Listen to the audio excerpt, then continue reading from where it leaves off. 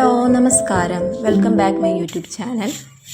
ഇവിടെ മെറ്റൽ നമുക്ക് മുറ്റം തൂക്കാനും അതുപോലെ തറയോടിൽ തൂക്കാനും ഒക്കെ നമുക്ക് ഈർക്കിലി ചൂല് അത്യാവശ്യമാണ്. അപ്പോൾ ഇന്ന് നമുക്കൊരു ഈർക്കിലി ചൂല് എങ്ങനെ ചെയ്യുന്നതെന്ന് നോക്കാം. കടയിൽ നിന്ന് മേടിക്കുന്ന ഈർക്കിലി ചൂലെല്ലാം സാധാരണ പെട്ടെന്ന് അങ്ങ് ഒടിഞ്ഞു പോവുകയാണ് ചെയ്യുന്നത്. നമുക്കിവിടെ തേങ്ങ ഇട്ട് കഴിയുമ്പോൾ ആദ്യം തന്നെ ഞാൻ എപ്പോഴും ഇട്ടു, ഇപ്പം അത്യാവശ്യമായത് കാരണം 2 ഓല ഞാൻ ആ ചേട്ടനെ കൊണ്ടിടിച്ച് നല്ല രീതിയിൽ വന്നിട്ട് അത് കീറാന്ന് ഓർത്തയാണ്.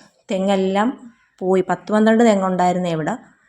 വീട് വലുതായപ്പം തെങ്ങെല്ലാം പോയി. ഇപ്പം ഒരു 3 തെങ്ങ് ഞങ്ങൾ വെച്ചിട്ടുണ്ട്, മക്കൾക്കെങ്കിലും ആവുമല്ലോ. ഇപ്പം തേങ്ങയുടെ വില അങ്ങനെയാണ്.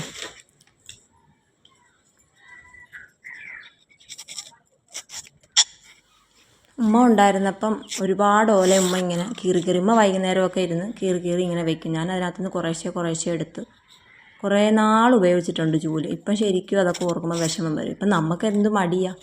ഞാനാണെങ്കിലും ഇപ്പം ഈ വീട് വെച്ച് കഴിഞ്ഞപ്പം ഞങ്ങൾ കടയിൽ നിന്നായിരുന്നു വാങ്ങിച്ചത്. പക്ഷേ ആ ചൂലെല്ലാം ചള്ളായിപ്പോയി. ഇപ്പം ഞാൻ എന്തായാലും കുളിച്ച് കഴിഞ്ഞാൽ പിന്നെ മടി, നിറച്ച അഴുക്കല്ലേ. രാവിലെ തന്നെ കുറച്ചൊന്ന് കീറി വയ്ക്കാൻ 2-3 ദിവസം കൊണ്ടേ നടക്കത്തുള്ളൂ. അങ്ങനെ കുറച്ച് ദിവസം കൊണ്ട് കീറാന്നോർത്തിരിക്കുക.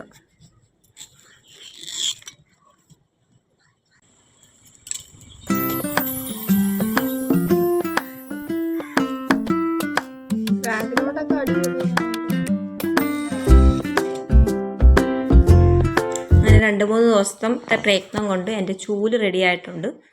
നല്ല കനമുള്ള ഇറുക്കിലിയാണ്, അത് കാരണം എനിക്ക് തോന്നുന്നു പെട്ടെന്ന് ഒടിയത്തില്ലെന്ന്. നമുക്കിത് വെട്ടിയെടുക്കാം. ഇങ്ങനെ വെട്ടിക്കൊണ്ടിരിക്കുകയാണ് ഞാൻ. വെട്ടിക്കഴിയുമ്പോൾ ഇതിൻ്റെ തുമ്പൊരു ചൂലായിട്ട് കിട്ടത്തില്ല. പണ്ട് മക്കൾ ചേർന്നായിരുന്നപ്പോൾ അവർക്ക് ചൂല് വേണമെന്ന് പറയുമ്പോൾ ഇതാ കൊടുത്തുകൊണ്ടിരുന്നു. ഇപ്പം അവർക്ക് അതൊന്നും വേണ്ട, വലുതും വേണ്ട ചെറുതും വേണ്ട.